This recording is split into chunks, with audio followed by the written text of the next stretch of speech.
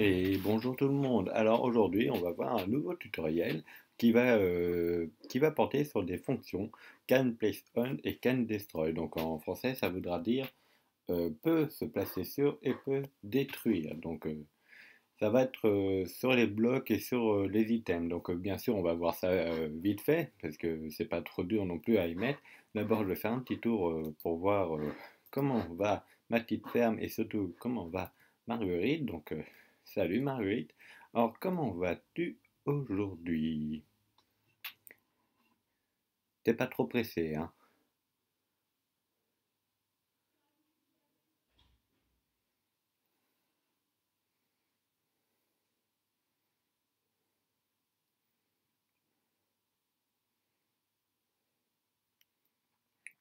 Oh, ça c'est sympa Marguerite. Oh, taisez-vous les vaches. Bon, peut-être que vous entendez rien, mais moi, il n'arrête pas de beugler. Bah, c'est sympa ça, Marguerite.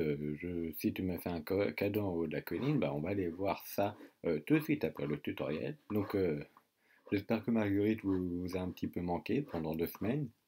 Voilà, j'espère vraiment. Moi, elle m'a pas manqué, mais c'est quand même une vache qui permet ma survie dans ce monde. Du coup, on va voir tout de suite ce tutoriel sur les commandes can place on et can destroy.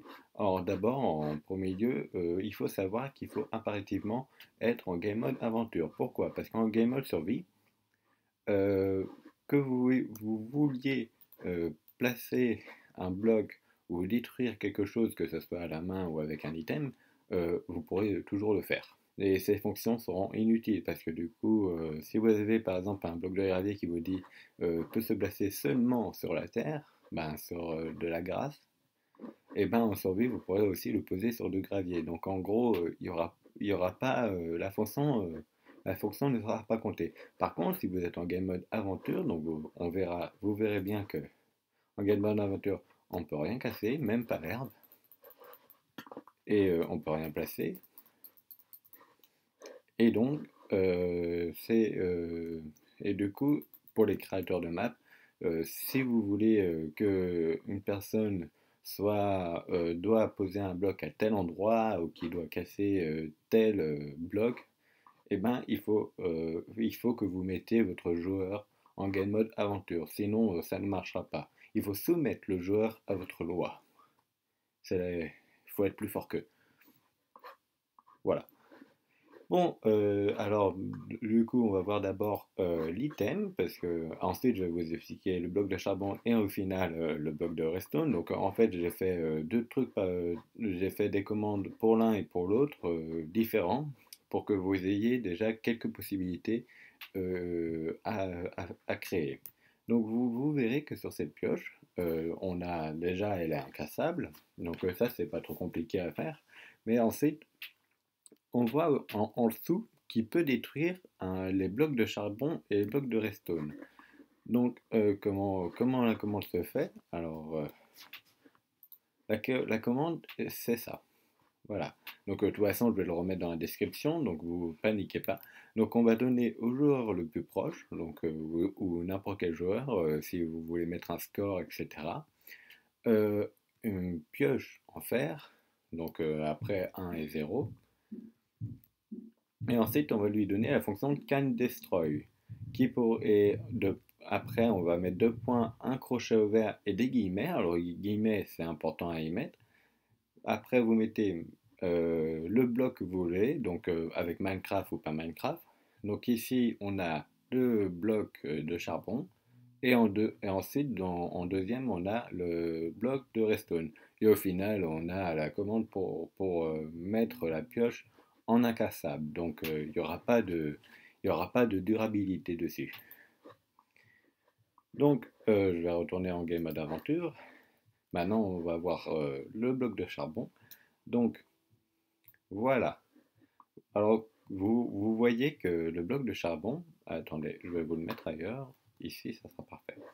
Le bloc de charbon, il est entouré d'un effet glowing. Alors ça, c'est pratique pour pas que le joueur perde le bloc de vue à une certaine distance. Bien sûr, si vous êtes à Tataouine-les-Bains, c'est sûr que vous allez perdre votre bloc. Mais comme ça permettra au joueur de peut-être chercher Si vous voulez par exemple faire un labyrinthe, que vous mettez que le bloc est immortel en âge, eh bien, euh, eh bien ça pourra permettre de faire un sorte de labyrinthe où il doit rejoindre un point au milieu et du coup il doit parcourir, etc. pour atteindre ce bloc. Donc maintenant on va examiner ce bloc de plus près. Alors c'est un bloc de charbon, voilà, tout simplement, mais qui peut se placer sur un bloc de fer. Donc, c'est-à-dire que je ne peux pas le passer sur un bloc de gravier. Je vous rappelle que je suis en game mode aventure, donc je ne peux pas le poser n'importe où. J'ai mis des barrières ici, c'est normal si je ne peux pas monter. Donc là, il faut chercher un bloc de fer. Donc on a un bloc de fer juste là. Hop, ici, je peux le poser. Donc voilà, donc ça permettra aussi de jouer avec les blocs si vous voulez. Vous mettez plusieurs blocs et vous faites en sorte que le joueur joue avec. Ça peut être sympa. Donc maintenant, on va voir la commande, comment lui faire comment lui donner un effet de glowing, d'apparence. Alors, déjà, on va lui créer un scoreboard. Alors, un scoreboard, n'importe lequel, vous avez le droit de le nommer n'importe comment. Donc ici, moi, je l'ai nommé item, donc vous faites slash scoreboard objectif parce que vous rajoutez un objectif, donc rajoutez, vous faites add. Moi, je l'ai nommé item, et ensuite vous le mettez de type demi. Donc en fait, demi, ça veut dire idiot ou pantin, ou même les deux à la fois, en fait, parce que comme c'est en anglais, en fait, le mot demi veut dire les deux. Et idiot et pantin, c'est bien trouvé parce qu'en fait, ça veut dire que vous avez le contrôle total sur ce scoreboard. Donc, c'est vous qui dites s'il doit augmenter de 1, s'il doit descendre de 1 ou même de plus ou de moins. Et, aussi, si vous voulez, qu'il se remette à 0 à un certain moment, s'il se remet à 1, s'il se remet à 2, etc. Donc maintenant, on va voir le bloc, les commandes pour faire en sorte qu'il soit toujours en effet glowing au moment où il apparaît en état d'item, en entité et pas en bloc. Donc, vous mettez d'abord un bloc de commande en chaîne et un bloc de commande répétitif. Oh le con. Alors, petit script, je répare ça tout de suite. Alors désolé pour cet instant de petite gourde en fait, et je viens de découvrir aussi également qu'en fait le Minecraft que vous mettez, attendez, je vais vous montrer ça. Le Minecraft ici, il faut impérativement le mettre, sinon ça ne marchera pas. Parce que ça n'a pas marché avec moi quand je ne l'ai pas mis à l'instant. Donc maintenant, on va voir tout de suite les commandes pour faire ce bloc que j'ai créé. Donc en gros, alors vous dites à un joueur, alors le joueur ici c'est en fait c'est l'entité, donc l'entité de type item ici, euh, que son score doit venir à 1. Bon, vous le mettez à 1. Et il faut aussi dire qu'en fait cet item est un bloc de charbon.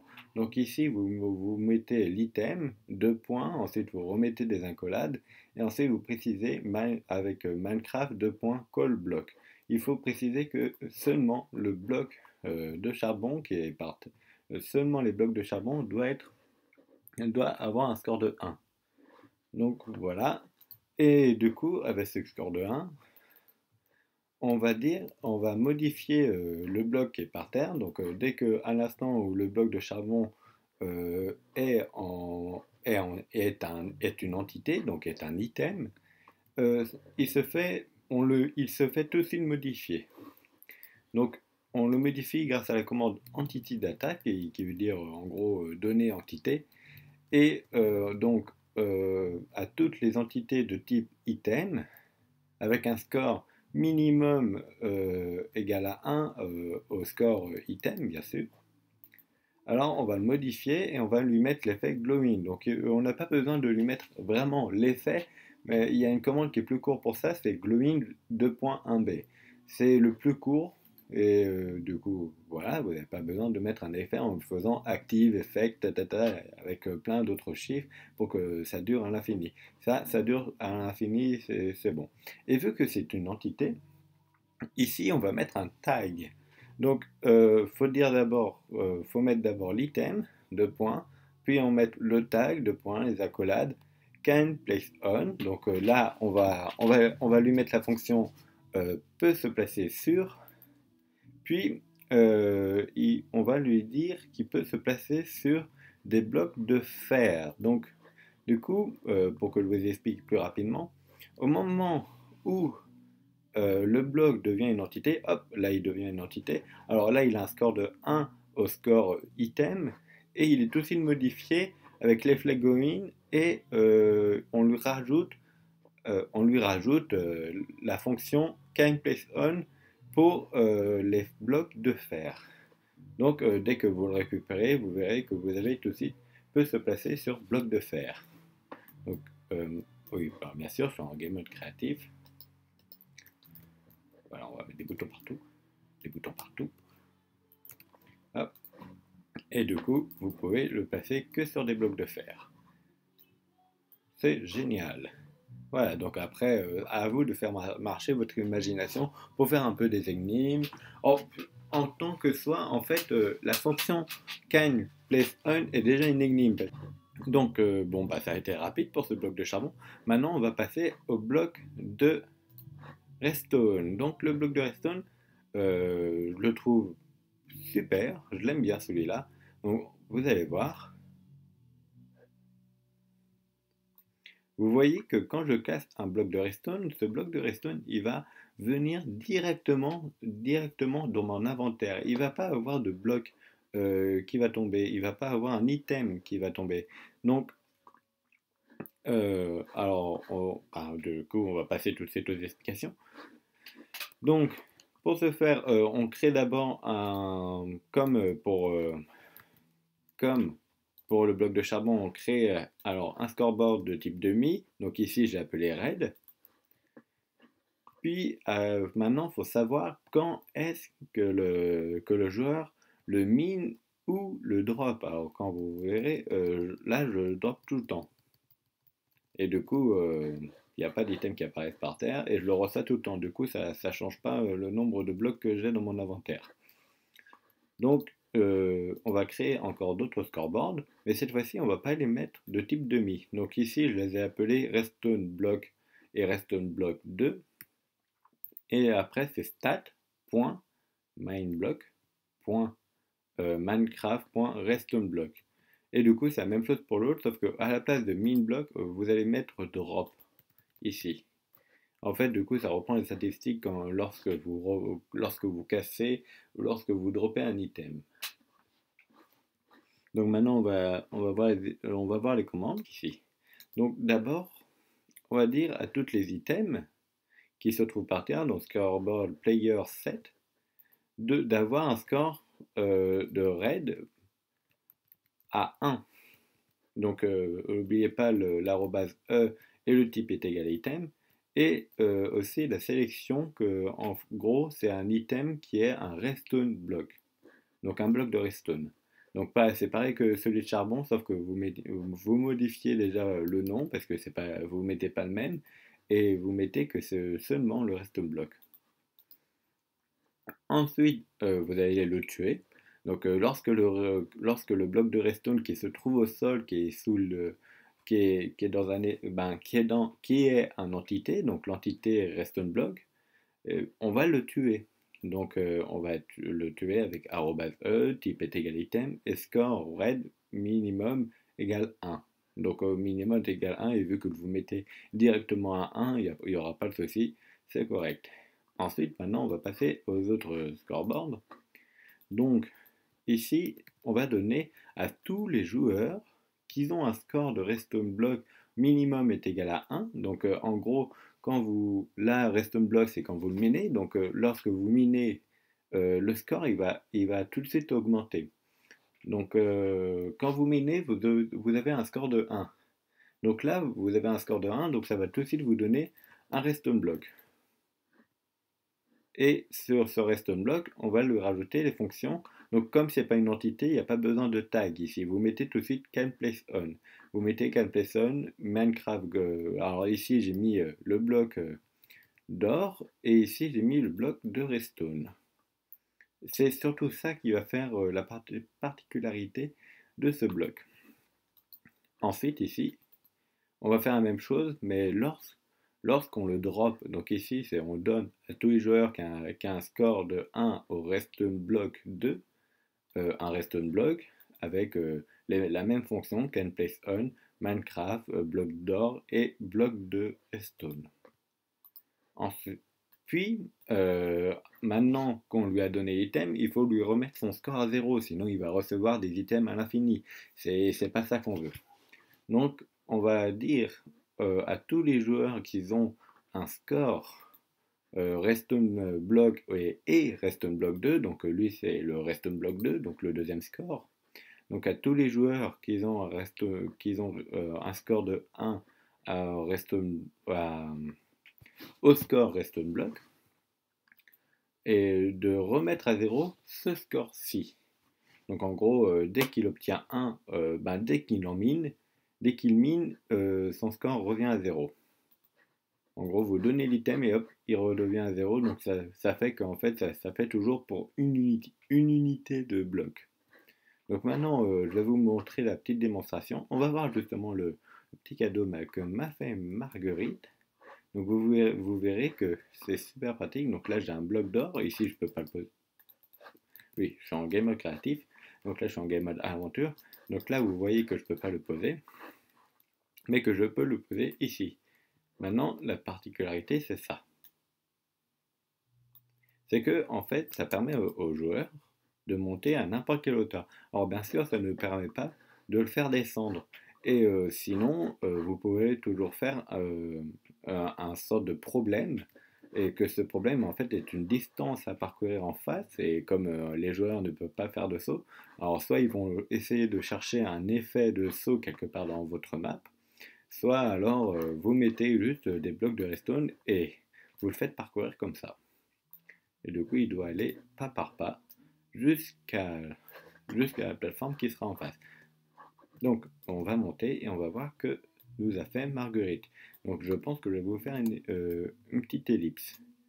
Et donc, voilà, on y arrive bientôt. Alors, et voilà, donc on est arrivé. Et d'accord. Bon, ben c'est super sympa, Marguerite. Euh, bon, bah demain tu vas prendre cher. Voilà. Alors voilà, maintenant c'est la fin de ce tutoriel. J'espère que j'ai pas été trop long, que j'ai pas été trop explicite non plus. J'aime bien être bien explicite parce qu'il y a certaines personnes, j'ai vu que sur certaines vidéos ils comprenaient pas tout et du coup j'essaie de préciser au maximum les choses. Donc pour l'instant c'est des petits tutos, mais si j'en fais des plus grands, j'essaierai de mieux de pas être trop précis. Donc pour l'instant, je reste précis. Voilà. Donc j'espère que tu as adoré, j'espère que tu as aimé. N'hésite pas à utiliser ces fonctions pour créer des maps.